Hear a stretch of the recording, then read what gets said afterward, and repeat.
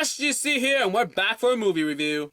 10 Cloverfield Lane. Directed by Dan Trachtenberg, his directorial debut. This stars Mary Elizabeth Winstead, John Goodman, and John Gallagher Jr. So what's this film about? Well, basically, if you didn't know, Cloverfield, which was a 2008 film directed by J.J. Abrams, it was a monster, first-person, found footage sort of style film, and 10 Cloverfield Lane is a spiritual successor to that film. Is it a full-on sequel? Who knows? But now we have a Cloverfield franchise, maybe a third film will come out, but, you know, let's not talk about it too much. So what's this film about? Well, basically it's about Mary Elizabeth Winstead. She finds herself waking up in a bunker underground, and it's run by John Goodman, and John Gallagher is also there.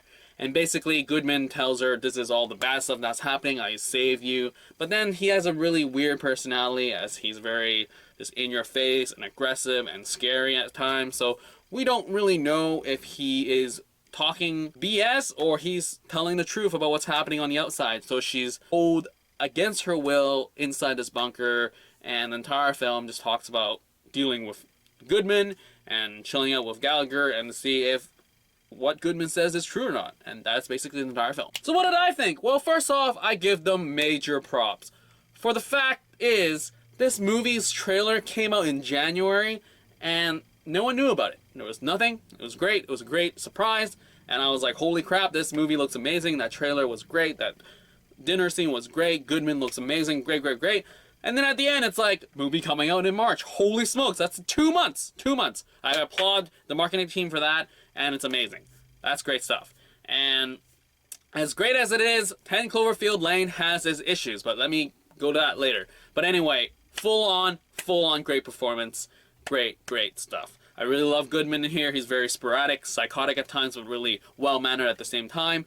The storyline it's great. Its portrayal is just shrouded with mystery and all that. You really think, is he telling the truth? Or what have you? What is happening? Things happen and you're like, holy crap, he might be telling the truth. But then again, he does something stupid and you're like, huh, who's telling the truth? And I really love that dynamic of really second-guessing yourself, as in, yes, I know if it's real or if it's not.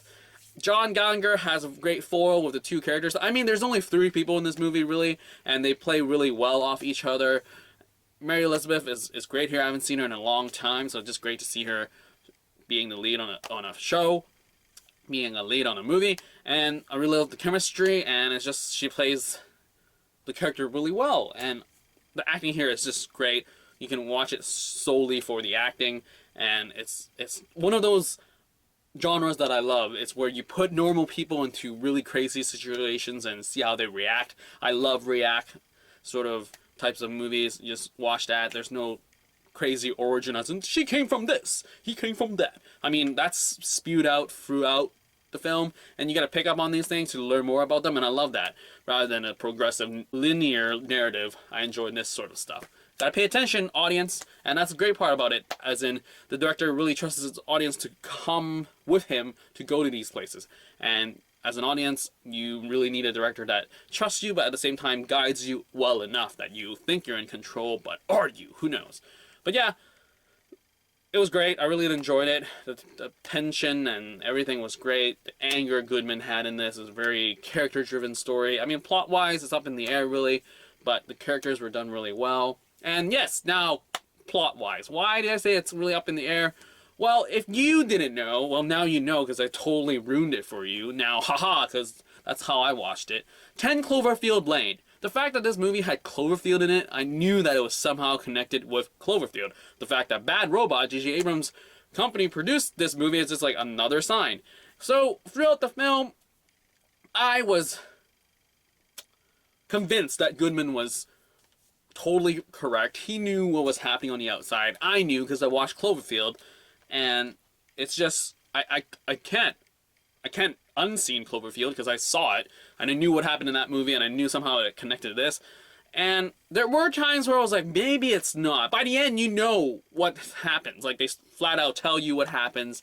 And I sort of wish that, rather 10 Cloverfield Lane, they did 10 something else Lane. So it's more up in the air, as in this might not be a direct spiritual successor. I mean, sure, it's sort of like the Prometheus alien sort of thing. Like, is it a prequel or is it not? This time around, is it a sequel or is it not?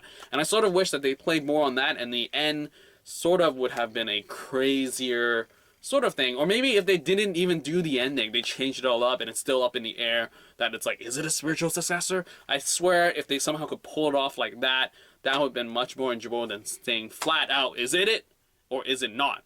Because then you can still play on with like the third film. If there is a third film, then you can go like, hey, more spiritual successing happening here. Because I mean, sequels, prequels, what have you, we're sort of sick of it, or I am anyway. So I'm totally cool with standalone films or somehow shared universe films. That reminds me of Marvel, but not in that huge of a sense, but rather just the thematics or what have you. But I mean, overall, the biggest thing that I got out of this is that Goodman is amazing all the time, whatever he's in. And to have a directorial debut on this caliber is just great for Dan Trachtenberg. I really hope he doesn't jump the gun. I swear, he can't jump the gun. Please, Dan, do not take up a $500 million budget film for your next one, because you don't need it. You just need to progressively, you know, do your indie, do your vision, totally do that, rather than, you know, jumping the gun. Please do not. I don't know, somehow share the word, people! But yeah, Dan, do the right thing. But anyway, overall, I enjoyed the movie. Had some issues, but overall, I really enjoyed it. The characters was great. Everything was great. Shots were great. I mean, even some of the characters' designs were great, and I enjoyed that, but it was just how they were used. I was just like, ha. But anyway, overall, I really had a great time with Cloverfield.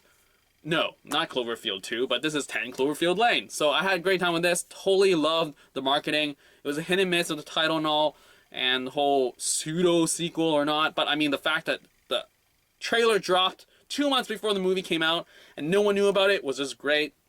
I mean, I love the fact that I didn't know about it, and it was just a great surprise. I mean, there are times where I really feel like you should know everything or you shouldn't know anything, but who knows? I'm not your general audience anymore, so knowing more things help me see things. But anyway, all in all, that is pretty much it. If you have seen 10 Cloverfield Lane, leave your comments down below and I'll get back to you as soon as possible. And that is it for this review for 10 Cloverfield Lane. Out!